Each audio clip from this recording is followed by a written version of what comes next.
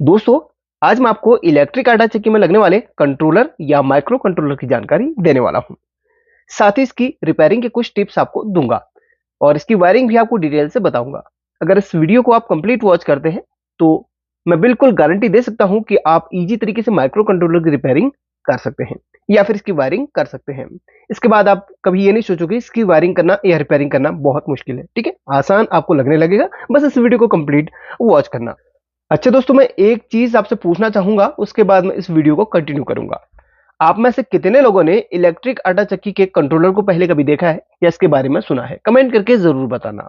तो काफी लोगों ने इसके बारे में पहले कभी नहीं सुना होगा या इसको नहीं देखा होगा, क्योंकि इलेक्ट्रिक आटा चक्की बहुत ऐसी जगह पे इस्तेमाल करी जाती है जहां चक्कियां बहुत कम होती है। ठीक है, हर कोई, वैसे तो काफी लोग अभी घर में सभी लोग इस्तेमाल करने लगे हैं, लेकिन जो ये आटा चक्की कंट्रोलर होता है, इसकी अगर रिपेयरिंग आप सीख जाते हैं तो मैं गारंटी देता हूं भाई, आप अच्छा खासा पैसा कमा सकते हैं। क्यों? क्योंकि इसका जो मार्केट प्राइस है नए वाले का बहुत ज्यादा है। तो इसको रिपेयर करके आप अपना जो है अच्छा खासा पैसा ले सकते हैं। तो रिपेयरिंग सीखिए। चलिए अब वीडियो को कंटिन्यू करता हूं। तो ये एक माइक्रो कंट्रोलर है।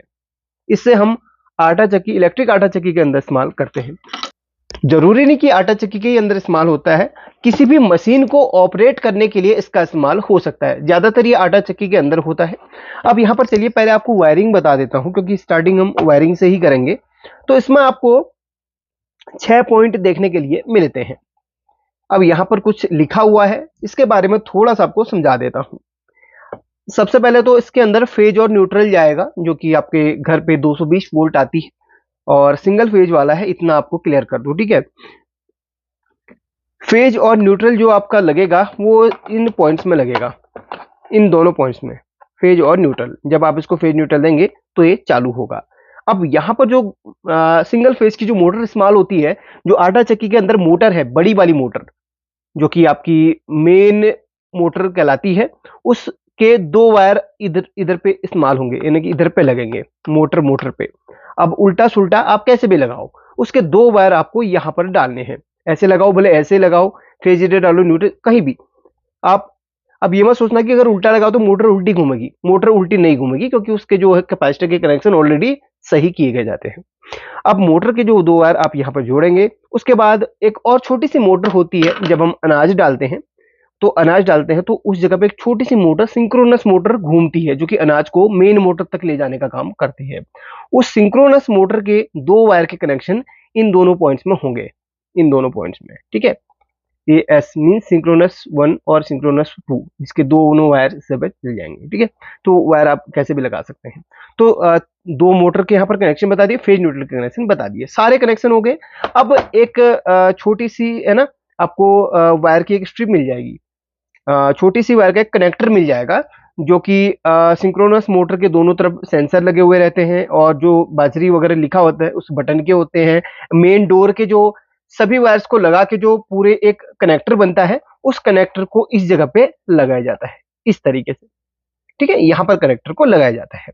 उस कनेक्टर में एक जगह 12 वोल्ट, दो वायरों में 12 वोल्ट भी मिलती है। उस वायर में बजर को ऐड किया जाता है। जो बजर आपका म्यूजिक बजता है जब आपका अनाज पिस के पूरा कंप्लीट हो जाता है, तो एक बजर बजता है जो कि ऑफ कंडीशन में बजता है। उस बजर, वो बजर के जो कनेक्शन है, उसी कनेक्टर में दो वायर 12 वोल्ट की एक्स्ट्रा होती है, उसमें होते कनेक्शन। तो सारे कनेक्शन क्लियरली आपको समझा दिए। वीडियो को लाइक जरूर करना अगर आपको पसंद आ रही हो या फिर समझ में आ रही हो। आज वीडियो देख लो, भले आपको वीडियो बोर लगे, लेकिन भाई आज नहीं तो कल ये वीडियो आपके बहुत काम आने वाली है। 100% वीडियो बहुत काम आने वाली है, क्योंकि यही चीजें आजकल हर किसी डिवाइस में कंट्रोलर लगा हुआ आता है। यानी कि कंट्रोलर का काम ये है कि भाई वहां पर इंसान की जरूरत ही नहीं है। आप उसमें अनाज डाल दो, पिस के वो ऑटोमेटिकली बंद हो जाएगा। उसको ऑटोमेटिक, किसी भी मशीन को ऑटोमेटिक करने के लिए कंट्रोलर का इस्तेमाल किया जाता है। वहां पर इंसान की जरूरत ही नहीं है, बस आपका काम अनाज डालने का है। भविष्य में ऐसी कोई टेक्नोलॉजी भी आएगी जो अनाज डालने, किसी बोरे में से अनाज उठा के डालने का भी काम करेगी, जेसीबी की तरह। वो तो एक मेरी कल्पना है, हो सकता है ऐसा कभी भविष्य में। अब बात करते हैं आगे रिपेयरिंग की। चलिए इसको मैं खोल लेता हूं और इसके कुछ पार्ट्स के बारे में भी आपको समझाता चलूंगा। वायरिंग तो आपने सीख ली होगी अभी। अब कंट्रोलर जो होते हैं ना, वो अलग अलग टाइप के हो सकते हैं। लेकिन जो काम करने का तरीका है कंट्रोलर का बिल्कुल एक जैसा होता है, इतना ध्यान रखना। ये इसका सर्किट है। और सर्किट आपके 2-3 टाइप के देखने के लिए मिलते हैं। एक में जो फुल्ली जो है प्रोग्राम्ड सर्किट है। एक सर्किट ऐसा भी आता है जो पूरा प्रोग्राम्ड है, यानी कि उसमें एक माइक्रो कंट्रोलर आईसी लगती है। इसमें हालांकि माइक्रो कंट्रोलर आईसी नहीं लगती है, इसमें दूसरी LM339 आईसी लग रही है, लेकिन एक सर्किट ऐसा आता है जिसमें माइक्रो कंट्रोलर आईसी लगती है, उसको प्रोग्राम किया जाता है। ठीक है, उसको सर्किट को भी रिपेयर करना आसान है। खैर, एक वीडियो और आपको कमेंट बॉक्स में पिन कर दूंगा, उस वीडियो को देख लेना। अब यहाँ पर सर्किट में क्या क्या फॉल्ट्स आते हैं उसके बारे में थोड़ा सा आपको समझाता हूँ। देखिए, सबसे पहले तो यहाँ पर फेज न्यूट्रल जो इसमें डलता है, फेज न्यूट्रल डलता है, और उसके बाद हमारी मोटर्स चालू होती है जब सेंसर में कुछ क्या होता है ना, हलचल होती है। सेंसर जब हम किसी अनाज को जब उस सिंक्रोनस मोटर के ऊपर डालते हैं, तो सिंक्रोनस मोटर के साइड में दो सेंसर्स लगे हो, तो वो जो है ना अनाज को सेंस करता है। अगर आप अनाज की जगह उंगली भी इस तरीके से रखेंगे तो वहां पर वो सेंस करेगा और इसको सिग्नल देगा। वो इस कनेक्टर में लगा रहता है ना सेंसर के सारे कनेक्शन, और इसको वो सिग्नल देगा, सेंसर इसको सिग्नल देगा कि हाँ कुछ हलचल हुई है यहाँ पर, तो ये मोटर को चालू कर देती है। तो मोटर को चालू करने के लिए इस सर्किट का इस्तेमाल किया जाता है, और मेन जो लोड होता है इन रिलेज पे होता है। एक रिले आपकी एक मोटर के लिए होती है, एक रिले आपकी एक मोटर के लिए होती है, और इन दोनों रिले को चलाने के लिए इस पूरे सर्किट को बनाया गया है। समझ गए आप? अब यहाँ पर देखिए, मैं थोड़ा सा आपको और थोड़ा सा बेहतर तरीके से समझाने की कोशिश करूं, तो ये जो सर्किट यहाँ पर है ना, वो सर्किट का क्या काम है, इन दोनों रिले को सिग्नल देना। रिले क्या होती है? रिले सिग्नल पे काम करती है। और रिले जो है ना, कैसे काम करती है? देखिए, मैं थोड़ा सा आपको एक अलग तरीके से समझाने की कोशिश करूं। ये कनेक्टर लगा और इसी कनेक्टर के बाहर पे सेंसर वगैरह सब कुछ लगे हुए रहते हैं। सेंसर सेंस करते हैं उस हलचल को, उस अनाज को, जो भी आप वहां पर कोई भी ऑब्जेक्ट लगाएंगे उसको सेंस करेंगे। सेंस करते ही वो आईसी हमारे रिले को सिग्नल देगी। रिले को सिग्नल देगी, और रिले क्या होती है? इलेक्ट्रिक स्विच होती है, वो सिग्नल पे काम करती है। रिले के बारे में एक बेहतर वीडियो मैं बना चुका हूं, कमेंट बॉक्स में उसका लिंक मैं दे दूंगा, जाके रिले वाली वीडियो भी देख लेना। तो रिले के बारे में अगर उस वीडियो से आप अच्छी तरीके से समझ जाएंगे तो आप रिले के कार्य करने का तरीका बेहतर तरीके से यहाँ पर समझ जाएंगे। तो रिले क्या होती है ना, इसको सिग्नल के द्वारा काम करती है। और रिले क्या होती है? इलेक्ट्रिक स्विच होती है। एक नॉर्मली स्विच होता है, मैं आपको और भी समझाने की कोशिश करता हूं। एक एक एक नॉर्मल स्विच होता है। एग्जाम्पल के लिए एक स्विच इसी प्रकार का मैंने ले लिया। अगर मैं इस स्विच को इस तरीके से प्रेस करूं तो हमारे घर की लाइट या जो भी इसके साथ में लाइट जोड़ूं वो जल जाएगी। अब इस स्विच को हम मैनुअली प्रेस कर रहे हैं इस तरीके से, लेकिन ये जो रिले है इसको मैनुअली ऑन ऑफ नहीं करना पड़ता। इसको ऑन ऑफ करने के लिए आईसी का काम होता है। इसको आईसी ये लगाई गई है इन रिलेज को ऑपरेट करने के लिए। अब यहां पर ये रिले कब ऑन होगी, कब ऑन होगी, ये जो है आईसी को सिग्नल सेंसर देता है। जैसा आईसी के अंदर प्रोग्राम किया गया है कि सेंसर टच होंगे और कितनी देर में ऑन होगा, ये कितनी देर में मोटर ऑफ होगी, अनाज खत्म होने की कितनी देर तक यह चलता रहेगा, ये सब इसमें लगे हुए कंपोनेंट्स का, प्रीसेट्स का कमाल है। प्रीसेट क्यों लगा हुआ रहता है? प्रीसेट अगर आप छेड़ देंगे, ये प्रीसेट इसकी टाइमिंग के हिसाब के लिए लगाया गया। ये टाइमिंग को सेट करने के लिए किसी किसी में 2 प्रीसेट मिल जाते हैं, उसकी टाइमिंग के लिए लगा हुआ है। तो समझ गए आप, ये रिले का ही मेन काम होता है। इस रिले को ऑपरेट करने के लिए पूरे सर्किट को बनाया गया है। अब यहां पर इस सर्किट को चलाने के लिए इस ट्रांसफॉर्मर का इस्तेमाल किया गया है। समझ गए आप? इस सर्किट को चलाने के लिए इस ट्रांसफॉर्मर का इस्तेमाल किया गया है। अब यहां पर समझिए, यहां से फेज न्यूट्रल गया डायरेक्ट इस ट्रांसफॉर्मर पे गया, और ट्रांसफॉर्मर ने उसको स्टेप डाउन किया, क्योंकि ट्रांसफॉर्मर आपका 230 या 220 वोल्ट का है, और डायरेक्ट 220-230 वोल्ट एसी से एक किसी सर्किट को चला पाना आसान नहीं होता है। उसके लिए हमें ट्रांसफॉर्मर की जरूरत पड़ती है। जैसे आप कोई भी चार्जर वगैरह ले लें, सभी में ट्रांसफॉर्मर होता है, एसएम ट्रांसफॉर्मर होता है, बड़ा वाला ट्रांसफॉर्मर हो सकता है। तो इसी में इस ट्रांसफॉर्मर का इस्तेमाल किया गया है, और ट्रांसफॉर्मर इसको स्टेप डाउन करके, ये ट्रांसफॉर्मर होता है 18 वोल्ट का, किसी किसी में 12 वोल्ट का भी मिलता है। तो इसमें 18 वोल्ट का ट्रांसफॉर्मर है। 18 वोल्ट के ट्रांसफॉर्मर क्या होगा, जैसे इसमें इनपुट 220 वोल्ट करेगा और आउटपुट में 18 वोल्ट एसी करेगा। अब 18 वोल्ट एसी को यहां पर ये 4 डायोड डीसी बनाते हैं।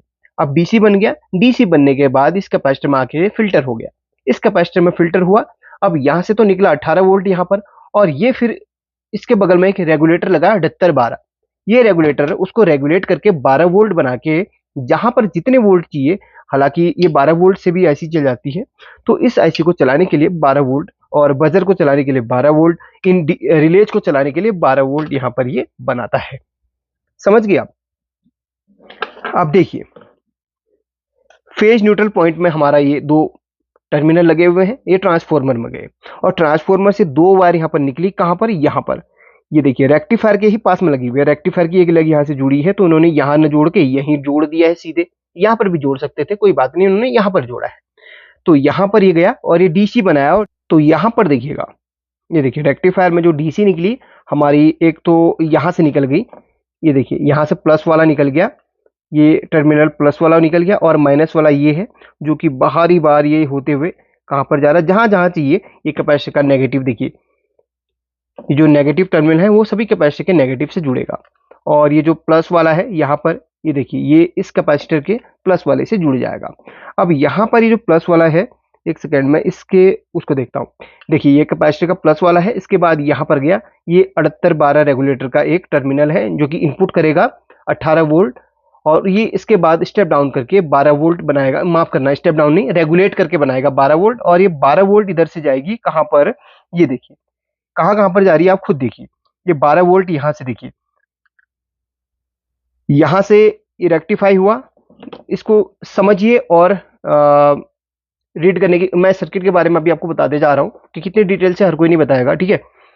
ये देखिए यहाँ से प्लस गई, माइनस तो आपको बता दिया, ये यहाँ यहाँ सब जगह जहाँ जहाँ रिक्वायरमेंट थी गई, और प्लस यहाँ से निकली यहाँ पर, ये कैपेसिटर में भी गई और यहाँ पर भी गई ये, और उसके बाद ये यहाँ से रेगुलेट हुई, इस पिन पे गई, और इस पिन के माध्यम से यहाँ पर, और यहाँ से इस मेन आईसी के इस लेग में गई, और इस लेग में हमारी 12 वोल्ट इनपुट हुई, तो ये आईसी एक्टिवेट हुई। और आईसी को जो आईसी का जो है ना, आईसी को सिग्नल मिलता है इन सेंसर से, इन प्रीसेट से। ये प्रीसेट के भी कुछ लेग हमारी आईसी से जुड़े होंगे, आप ध्यान से देखना, समझ जाएंगे आप। ये देखो ये प्रीसेट है ना, ये प्रीसेट का एक लेग आप ट्रैक करो, इस लेग को आप ट्रैक करो, इस वाले लेग को ट्रैक करो, यहां से होते हुए यहां से इस आईसी के ये इस पिन पे जुड़ा हुआ है। तो ये प्रीसेट और सभी चीजें यहाँ पर जो जो सेंसर्स वगैरह हैं वो सभी हमारे इस आईसी से जुड़े हुए हैं। आप अगर इनको भी अगर फॉलो करेंगे तो ये भी कहीं ना कहीं से जुड़े हुए हैं, ठीक है। तो ये आईसी हमारे सिग्नल पे काम करती है, सिग्नल हमारे सेंसर्स देते हैं इसको। अब ये रिले का भी आपको बता देता हूँ। देखिए रिले, इस रिले को ऑपरेट करने के लिए जो वोल्टेज मिलती है हमारी आईसी से मिलती है, बीच में ट्रांजिस्टर वगैरह लगे हुए हो सकते हैं, मैं आपको दिखाता हूँ पहले। और हाँ एक चीज आपको बता दूं, जो इसमें फेज और न्यूट्रल है ना, न्यूट्रल का जो पॉइंट है वो हमारे इधर के एक एक न्यूट्रल से जुड़ा होगा, इन दोनों के मोटर के एक एक पॉइंट से यहाँ पर जुड़ा हुआ होगा। देखिए ये न्यूट्रल है, इधर से जुड़ा हुआ है मोटर के एक पॉइंट से, और इधर मोटर के एक पॉइंट से जुड़ा है। बाकी ये जो फेज इनमें, इस मोटर और इस मोटर का फेज है वो हमारे डायरेक्ट रिले से जुड़ा हुआ रहता है। ये देखिए इस रिले के इसमें से जुड़ा है, ये इस रिले के इसमें से जुड़ा हुआ है। और यहाँ पर देखिए रिले का जो 12 वोल्ट का है ना पॉइंट्स, देखिए रिले के जो 12 वोल्ट के पॉइंट्स हैं उनको हम अगर ट्रैक करें तो ये देखिए यहाँ पर ये 12 वोल्ट, ये देखिए इस यहाँ से यहाँ तक हमारा, देखिए यहाँ से यहाँ तक हमारा एक रजिस्टर है, रिले के एक पॉइंट को ट्रैक करेंगे, यहाँ से हमारा यहाँ तक एक रजिस्टर है, और रजिस्टर से यहाँ पर एक, ये देखिए प्लस वाला जा रहा है यहाँ पर, और यहाँ से देखिए इधर से इधर, हाँ यानी कि दोनों रिले का को 12 वोल्ट कहाँ से मिल रही है, देखो ट्रैक करते हैं हम, इस रिले को 12 वोल्ट कहाँ से मिल रही है, यहाँ पर। तो यहीं से एक 12 वोल्ट इसको मिल रही है भाई, डायरेक्टली यहाँ से 12 वोल्ट मिल रही है इन रिले को। और रिले का जो दूसरा पॉइंट है वो कहाँ से जा रहा है वो भी देखते हैं।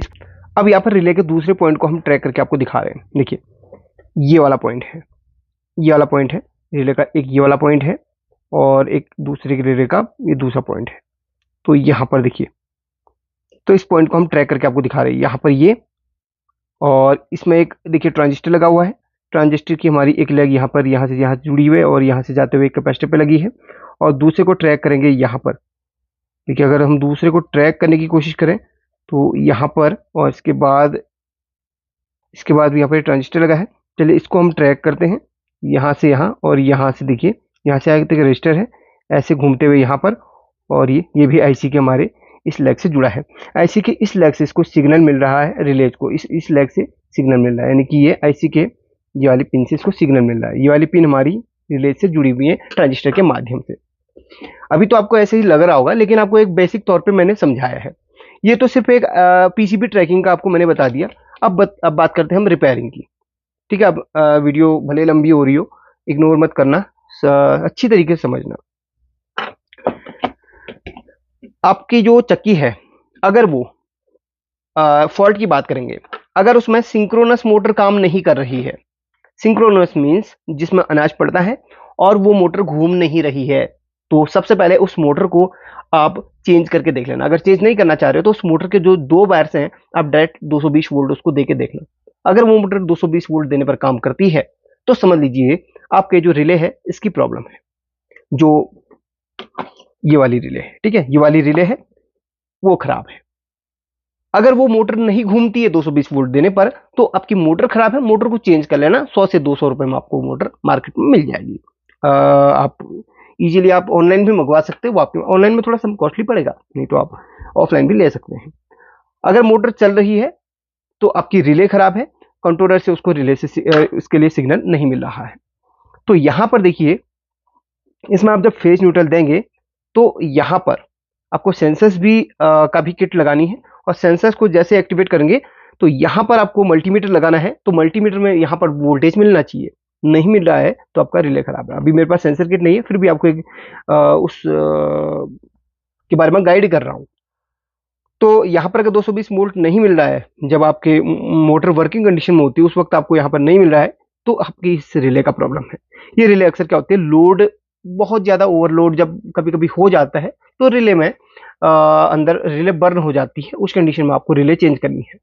तो एक तरफ की ये जो रिले है हमारी, ये हमारी छोटी वाली मोटर को कंट्रोल करती है, अनाज वाली को, और ये रिले हमारी बड़ी मोटर को कंट्रोल करती है। बड़ी वाली मोटर के लिए इस रिले को लगाया गया है। सपोज आपकी छोटी मोटर काम कर रही है और बड़ी मोटर काम नहीं कर रही है, जो मेन मोटर होती है बड़ी वाली, जो भारी वाली, जिसकी वजह से सारा अनाज पिसता है, उस वाली मोटर पर अगर आपको नहीं लग रहा कि यार मोटर काम नहीं कर रही है, तो आपने इस रिले को पहले देख लेना, चेंज करके देख लेना। रिले को चेंज करने से पहले आप यहाँ पर वोल्टेज चेक कर सकते हैं। वो बड़ी वाली मोटर के जो पॉइंट्स हैं, इन पॉइंट्स में आप वोल्टेज चेक कर सकते हैं। कब चेक करना है, जब ये वर्किंग कंडीशन में हो। आप सेंसर्स पे हाथ लगाइए और जब ये एक्टिवेट होने हो जाए, कट से इसमें आवाज आ जाए, तब आप यहाँ पर मल्टीमीटर लगा के देख सकते हैं। इसमें आपको जो वोल्टेज आपके घर पे आ रही है 220 जो 20 जो भी है, वो वोल्टेज यहाँ पर मिलनी चाहिए, दोनों में एक साथ ही मिलेगी। ठीक है, जब आपका सेंसस इसमें कनेक्ट करेंगे, जब एक्टिवेट होगा तो दोनों रिले काम ऑन हो जाएंगी और ये आउटपुट करने लग जाएंगी। अगर आपको यहाँ पर कोई भी वोल्टेज नहीं मिलती है तो आप इस रिले को पहले चेंज कर लेना। ठीक है, रिले को चेंज कर लेना, और भी फॉल्ट बता रहा हूं मैं, आपको ध्यान से समझना है। तो अब यहाँ पर क्या होता है, रिले को चेंज करने से भी आपके प्रॉब्लम का सोल्यूशन नहीं हो रहा है, तो आप एक बार मोटर को चेक कर लेना। जो मोटर बड़ी वाली मोटर है, कहीं मोटर में खराबी तो नहीं है, देख लेना। अगर यहां पर, और बता दे रहा हूं, अगर यहां पर आपके कंट्रोलर में खराबी होगी तो दोनों रिले काम नहीं करेंगी। ऑन करने पर यहां पर कट कुट कोई साउंड आएगा ही नहीं, इसमें कुछ हलचल होगी ही नहीं। अगर ऐसी कंडीशन आपको मिलती है तो इस कंट्रोलर पे आपको क्या करना है, इस ट्रांसफॉर्मर पे वोल्टेज चेक करनी है। चलिए, ये तो बता दूंगा क्योंकि मेरे पास यहाँ पर सेंसर सेट तो नहीं है, लेकिन यहां पर आपको बता सकता हूं कि किस तरीके से आपको वोल्टेज चेक करनी है। कभी कभी ये ट्रांसफॉर्मर खराब हो जाता है ना, तो यहां पर है ना वोल्टेज फिर नहीं मिल पाएगी। तो यहां पर मैंने इसके कनेक्शन कर लिए हैं। अब यहां पर देखिए, इसमें फेज न्यूट्रल हमने दे दिया है। अब हमें यहाँ पर वोल्टेज चेक करनी है। इस ट्रांसफॉर्मर से सबसे पहले हमें वोल्टेज चेक करनी पड़ेगी, और वोल्टेज चेक करने के लिए सबसे पहले हम एसी पर रखेंगे इसे, और एसी वोल्टेज इधर पे चेक करेंगे कितनी आ रही है। यहीं पे चेक कर लेते हैं मेंस में, यहीं से जहाँ से इनपुट कर रही है। ठीक है, फेज न्यूट्रल वाले पॉइंट पे। एक सेकेंड, इसको ऑन नहीं किया अपन ने, चलिए ऑन कर लिया। अब वोल्टेज चेक करते हैं। तो यहाँ पर हमारा दिखा रहा है 212 वोल्ट एसी। अब यहाँ से इसमें इनपुट हुई और इसने स्टेप डाउन किया। स्टेप डाउन करके कितना दिखाएगा, एसी पे ही दिखाएगा ये। तो देखते हैं कितना वोल्ट दिखाता है। हालांकि 18 वोल्ट का ये ट्रांसफॉर्मर होता है, तो 17 पॉइंट, मतलब 18 वोल्ट ही मान के चलो, 1-2 पॉइंट का अंदर है। 18 वोल्ट ये दिखा रहा है, बिल्कुल सही है, हमारा ट्रांसफॉर्मर बिल्कुल वर्किंग कंडीशन में है। अब यहाँ पर अब हमें इसको डीसी पे ले चलना है, मल्टीमीटर को। तो डीसी वोल्ट यहाँ पर इस कैपेसिटर पे मिलेगा हमें, जो ये बड़ा कैपेसिटर यहाँ पे लगा हुआ रहता है ये। तो ये रेक्टिफाई होगी इसी कैपेसिटर पे जाता फिल्टर होने के लिए। तो यहाँ पे हमें यार यहाँ पर तो वोल्टेज नहीं दिखा रहा है, एक सेकेंड दोस्तों, यहाँ पर कोई भी वोल्टेज नहीं दिखा रहा है। एक सेकंड में रेक्टिफायर के प्लस माइनस टर्मिनल पे चेक कर लेता हूँ। इस पे कोई भी वोल्टेज नहीं दिखा रहा है कहीं। मैं मल्टीमीटर एक बार चेंज कर लेता हूँ, हो सकता है मल्टीमीटर में भी कुछ खराबी हो, क्योंकि कल काम करते समय इसमें दिक्कत हो गई थी। ऑटो पे रख लिया है और इसका लाइट ऑन कर लेता हूँ ताकि आपको दिखाई दे। ये मेन कैपेसिटर पे हम चेक करेंगे वोल्टेज। ये वोल्टेज नहीं दिखा रहा है यार, मुझे लगता है कि यहाँ पर वोल्टेज नहीं बन रहा है। 18 वोल्ट, सॉरी 18 वोल्ट इसने डीसी दिखा दिया है। हाँ 18 वोल्ट डीसी, देखिए 19 18 कैपेसिटर पे थोड़ा स्टोर होता है ना वोल्टेज, तो 18 19 तो स्टोर मैंने आपको बोला था थोड़ा बढ़ के ही दिखाएगा। तो हाँ डीसी यहाँ पर वोल्टेज बन रहा है। अब यहाँ पर आपने चेक कर लिया हमारा, यहाँ पर जो है ना, यहाँ से इनपुट होके जो हमारा वोल्टेज हुआ वो बिल्कुल सही है। फिर इसके बाद रेक्टिफाई होकर डीसी बना, वो सही है। इतना वोल्टेज आपने चेक करना है। इतना वोल्टेज चेक करने के बाद आपको ये कंफर्म हो जाएगा कि आपका ट्रांसफार्मर खराब नहीं है, सही से वर्क कर रहा है। फिर भी आपका ये काम नहीं कर रहा है तो आपने फिर करना क्या है, यहाँ पर देखिए इन रिलेज को चेंज कर लेना है, या फिर इस पे आप सेंसर्स को लगा के सेंसर्स पे उंगली टच करें और रिले के इन पॉइंट्स में आपने देखना है। रिले के यहाँ पर 2 पॉइंट्स होंगे, ये इसके इस रिले के यहाँ पर देखिए देखिए ये और ये 2 पॉइंट्स हैं, इसमें 12 वोल्ट मिल रही कि नहीं चेक करना है। इस रिले के भी इन दोनों पॉइंट्स में 12 वोल्ट मिल रही कि नहीं वो चेक करना है। नहीं मिल रही होगी तो फिर आपने ये आईसी चेंज कर लेनी है, और उससे पहले आप इस रेगुलेटर की पर भी वोल्टेज चेक कर लेना। इस रेगुलेटर पर भी आप वोल्टेज चेक कर लेना। रेगुलेटर के आपको इन दोनों पॉइंट्स में देखिए, रेगुलेटर के बीच और फर्स्ट पॉइंट में आपको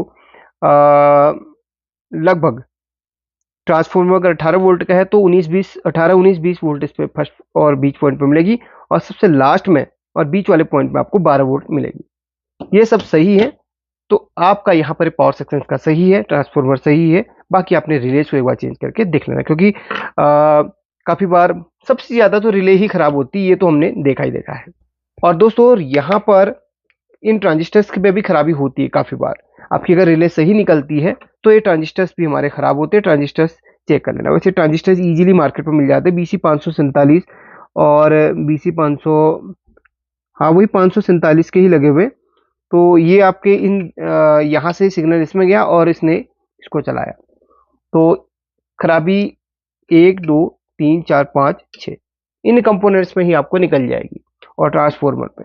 तो इन सभी को आप चेक कर लें, आपका जो प्रॉब्लम है वो सॉल्व हो जाएगा। अब कुछ कुछ चीज़ें तो मैंने आपको बता दी हैं, समझा दी हैं, और बहुत चीज़ें आपको यहाँ पर जो है समझ में भी आ गई होंगी। और एक चीज़ मैं आपको बता दूं, इन कंपोनेंट्स को आप ये मत समझना कि ये मार्केट में ईजी तरीके से मार्केट में मिल जाएंगे। 20-25 रुपए की आपको रिले मिल जाएंगी, 5-6 रुपए के आपको ये ट्रांजिस्टर्स मिल जाएंगे BC547, और ये आईसी आपको 15 से 20 रुपए में इजीली मिल जाएगी। तो आप लगाइए भाई, जितने मेन कंपोनेंट्स है उनका जो है आपको प्राइस लगभग बता दिया कितने सस्ते में आपको मिल जाएंगे। और ये रेगुलेटर आपको 10 रुपए में मिल जाएगा 12 वोल्ट का। और यहाँ पर ये है ना, ये कॉइल है आपकी, ये कॉइल है, इसको ट्रांसफार्मर मत समझना, ये एक कॉइल है। और इसमें भी खराबी काफ़ी बार देखने के लिए मिलती है। ज़्यादातर मैंने जो जो खराबियाँ थी वो आपको बता दी। अब हमारी वीडियो जाते रहेंगी, जहाँ जहाँ के पे भी खराबी आपको कंट्रोलर में दिखेगी वो रिपेयर करके आपको बताता रहूँगा। और इस प्रीसेट को आपने छेड़ना नहीं है, प्रीसेट का काम आपको बता दिया। आपके जो चक्की है वो अनाज खत्म होने के बाद कितने देर तक चलेगी ये प्रीसेट डिसाइड करता है। ठीक है, इस प्रीसेट को आप छेड़िएगा मत ज़्यादा, और छेड़ भी देते हैं तो कोई दिक्कत नहीं होती है। फिर भी आप अगर इसको छेड़ते हैं तो थोड़ा सा इस तरीके से, बस इतना और इतना रख देना है इसको, बस देखिए इतना और इतने में रख देना, कोई दिक्कत नहीं है। कंपनी इतने में ही लगा के देती है। अगर आप इसको थोड़ा बढ़ा भी देते हैं तो टाइमिंग थोड़ा सा उसकी बढ़ जाएगी। बाकी और सभी चीज़ें लगभग क्लियर कर दी हैं। वीडियो पसंद आई तो लाइक करके शेयर कर लेना। चलिए टेक केयर, और कोई प्रॉब्लम आए ना तो कमेंट में बता देना, उसका एक वीडियो मैं बना दूंगा किसी प्रॉब्लम का, क्योंकि यहाँ पर तो हम सिर्फ आपको समझाने के लिए वीडियो बना रहे हैं, सर्किट के बारे में बताने के लिए। बाकी तो वीडियोज बनते रहेंगी, आप सीखते रहेंगे। टेक केयर, अपना ख्याल रखिए।